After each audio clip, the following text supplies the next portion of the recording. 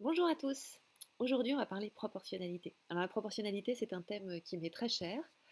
En fait, c'est un thème qui, au collège en particulier, est très très important en volume d'enseignement et qui, en fait, recouvre tout. Voilà, il recouvre tous les domaines. La proportionnalité, elle va toucher évidemment aux problèmes de rôti et de ciment, mais elle va toucher aussi aux problèmes de pourcentage, d'échelle, aux problèmes liés au théorème de Thalès, tout ce qui est donc agrandissement-réduction et les échelles, si je ne l'ai pas encore dit. Enfin voilà, on va avoir vraiment énormément de choses autour de la proportionnalité. La proportionnalité ne modélise pas tout dans notre société ou notre environnement, mais elle modélise quand même pas mal de choses et on en a vraiment besoin pour comprendre ce qui se passe autour de nous, en particulier avoir des ordres de grandeur qui tiennent à peu près la route. Alors voilà une question, 9 balles coûtent 13,50 € et 4 de ces mêmes balles, qui ont le même prix unitaire, coûtent 6 €. La question c'est combien vont coûter 7 balles. Alors j'ai traité cette question avec mes élèves, j'ai obtenu en tout 7 démarches différentes. J'en ai conservé 4, dont 2 qui sont en fait similaires, mais c'est pour bien vous montrer quelles sont les propriétés de la proportionnalité, puis vous montrer quand même la variété des démarches intellectuelles des élèves. Ils m'ont épaté parce qu'ils ont vraiment très très très bien géré cette question et ils l'ont gérée mentalement. Le but était de répondre à cette question mentalement. Ils n'avaient pas le droit d'écrire des calculs intermédiaires, c'était juste tout dans la tête et on me répond. Alors, première démarche par exemple, eh bien, un élève m'a dit, puisque, hop, que je fasse attention à être dans le cadre, 9 balles coûtent 13,50 € et 4 balles coûtent 6 €, je peux calculer le prix de 5 balles. Parce que la différence entre 9 balles et 4 balles, c'est 5 balles. Du coup, leur prix, à ces 5 balles, ça va être de 13,50 € moins 6 €, soit 7,50 €. Donc 5 balles coûtent 13,50 €. Ça, c'est ce qu'on appelle la linéarité additive. Alors c'est vrai que c'est une soustraction, c'est pas une addition. Mais la soustraction, c'est une forme d'addition, c'est l'addition de l'opposé. Donc ici, on a tout à fait le droit de calculer le prix de 5 balles en calculant la différence des prix. Ça, c'est quelque chose que les élèves ignorent souvent, ou en tout cas, ils n'y ont pas trop recours parce qu'ils pensent que les situations de proportionnalité n'autorisent qu'à multiplier ou diviser. Ça, en fait, c'est une façon de voir les tableaux de proportionnalité avec le coefficient de proportionnalité. C'est effectivement d'ailleurs une bonne façon de traiter des problèmes, mais ce n'est pas forcément la façon la plus efficace ou en tout cas la moins coûteuse intellectuellement. Alors cet élève, ensuite il m'a dit, je sais que 4 balles coûtent 6 €, je peux donc déterminer le prix de 2 balles, parce que 2 balles c'est la moitié de 4 balles. Du coup le prix ça va être la moitié de 6 €. Autrement dit, il dit que 4 balles divisé par 2, ça fait 2 balles, et que 6 € divisé par 2, ça fait 3 €. Donc le prix de 2 balles, c'est 3 €. Donc là, en fait, il se fait de la linéarité multiplicative cette fois, même si en fait il divise, mais la division est une forme de multiplication. Diviser par 2, c'est comme multiplier par 1,5. Donc ici, on n'a que 5 balles coûtent 7,50 €, 2 balles coûtent 3 €, sachant que 9 balles coûtent 13,50 € et 4 balles coûtent 6 €. Tout ça, c'est pareil en fait. Qu'est-ce qu'il a fait cet élève? Eh bien ici, il a additionné. Il m'a dit, moi je veux 7 balles. Alors j'ai fait 5 balles plus 2 balles, ça fait 7 balles. Et ici, il refait en fait de la linéarité additive.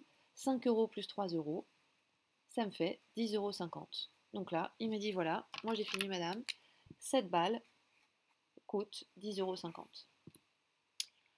Une autre proposition qui relève vraiment de la même idée.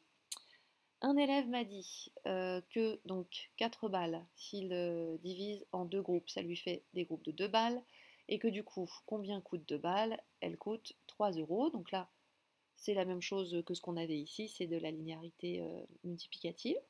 Et ensuite, lui, il est allé rechercher 9 balles. Et il m'a dit 9 balles moins 2 balles, ça fait 7 balles, ce que je cherche. Donc leur prix, ça va être 13,50 €, le prix des 9 balles, pardon, moins le prix des 2 balles. Et on trouve, hop, 10,50 €. Donc cet élève, lui aussi, m'a dit, eh ben j'ai fini aussi, madame, 7 balles, ça coûte 10,50 €. C'est très similaire à la démarche précédente. Moi, j'avais procédé de la même façon d'ailleurs dans ma tête. Ici, on a d'abord de la linéarité multiplicative puis de la linéarité additive. L'avantage de cette méthode, cette démarche, parce que c'est la même méthode, c'est que on a une étape de moins, donc c'est moins fatigant, et puis qu'on s'appuie du coup davantage sur la consigne. On a une seule étape qu'on a créée nous-mêmes, ici il y en avait deux, on a donc moins de risques d'erreur. Cela dit, les deux sont très bien, il n'y a vraiment pas de souci. Une troisième méthode, qui est une méthode qu'on voit beaucoup chez les élèves m'ont dit, bah, moi j'ai cherché le prix d'une balle, puisque 4 balles coûtent 6 euros, pour avoir le prix d'une balle, je vais diviser 6 euros en 4. Alors évidemment, mentalement, c'est un petit peu moins confortable, mais ils ont su s'en sortir parce qu'ils m'ont dit, en fait, pour diviser 6 par 4, je vais diviser 6 par 2, et le résultat que j'aurai obtenu, je le rediviserai par 2, parce que puisque 4 c'est 2 fois 2, pour diviser par 4, je divise par 2, puis par 2. Je prends une moitié, puis encore une moitié, puisque c'est un quart. Ici, on obtient donc 3 divisé par 2, et ils ont trouvé 1,5. Une balle coûte 1,50 €.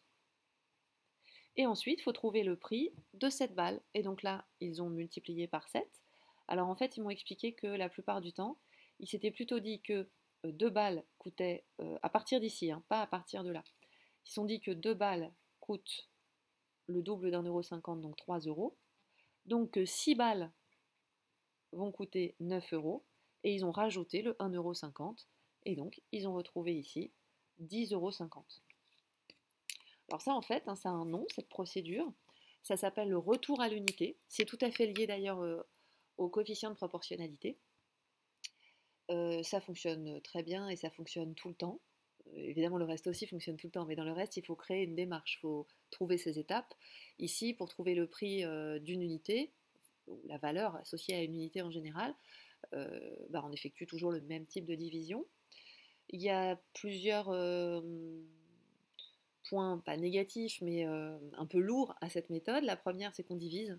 Ici, ça va, c'est 1,50 €, mais si c'est pas forcément un nombre décimal. Donc on peut retrouver plus de précision en fait avec la linéarité additive et multiplicative. L'autre problème en fait c'est la charge mentale pour cette méthode-là. D'ailleurs la plupart des élèves qui se sont trompés, c'est cette méthode-là qu'ils ont prise. Ils l'ont correctement en fait engagée et mise en œuvre, mais à un moment donné ils ont oublié où ils en étaient, où ce qu'ils cherchaient, et puis ils sont raccrochés comme ils pouvaient à leur, euh, à leur souvenir en fait immédiat. C'était pas toujours réussi. Cela dit, la majorité a réussi quand même. Une dernière méthode que j'ai trouvée rigolote. Un élève m'a dit, puisque 4 balles coûtent 6 euros, 8 balles, donc ça en fait on l'a déjà vu passer, bah non, je l'ai vu passer en classe pourtant. 8 balles c'est 4 balles fois 2, donc 8 balles ça va coûter 6 euros fois 2, 12 euros. Et donc cet élève ensuite m'a dit 6 balles, c'est 4 balles plus 2 balles, donc son prix, ça va être 6 euros plus la moitié de 6 euros, 9 euros. Et ensuite, il s'est dit, moi je cherche le prix de 7 balles, donc je suis entre 6 et 8. En fait, il ne me l'a pas exprimé comme ça, mais c'est la notion de moyenne qu'il a utilisée derrière. Il s'est dit, lui il m'a dit, je suis au milieu entre 6 et 8, mais 6 et 8, ça n'a pas vraiment de milieu. Et du coup, il a cherché quel prix allait être à mi-chemin entre 9 euros et 12 euros. Et pour faire ça, il s'est dit qu'en fait, la différence entre 12 euros et 9 euros, c'était 3 euros, et qu'il fallait qu'il répartisse cette différence entre 9 et 12. Donc il fallait 1,50 € de moins que 12, et surtout 1,50 € de plus que 9. Et ça lui a redonné 10,50 €. Très très chouette démarche aussi ça, bien adapté au problème, et en fait qui revient sur la notion de moyenne. Donc là ici, hop, il a bien trouvé également que 7 balles coûte 10,50 €. Donc en fait, qu'est-ce qu'il a utilisé cet élève? À nouveau de la linéarité multiplicative, de la linéarité additive, et ensuite il a réutilisé en fait en filigrane la linéarité additive et multiplicative, mais au-delà de ça, il a utilisé la notion de moyenne. Donc voilà 4 solutions d'élèves. Moi je dirais 3 méthodes.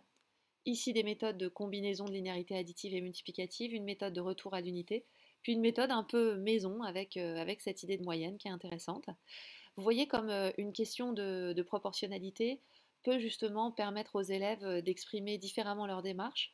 On a ensuite un petit peu discuté avec eux d'ailleurs sur ce qui leur semblait le plus simple. Et à chacun, la démarche qui leur semblait la plus simple, c'était la leur. Et chacun ne comprenait pas que son voisin trouve qu'une autre démarche était plus simple. Pour lui, elle était beaucoup plus compliquée, beaucoup plus lourde, beaucoup moins naturelle. D'où l'intérêt de favoriser la créativité, la liberté des élèves dans leur démarche et en fait de leur expliquer les propriétés qui sous-tendent ces démarches pour qu'ils comprennent qu'elles ont la même valeur, qu'ils peuvent les déployer et que ce qu'ils vont obtenir, ce sera effectivement le bon résultat en ayant respecté leur fonctionnement mental. Voilà, à bientôt.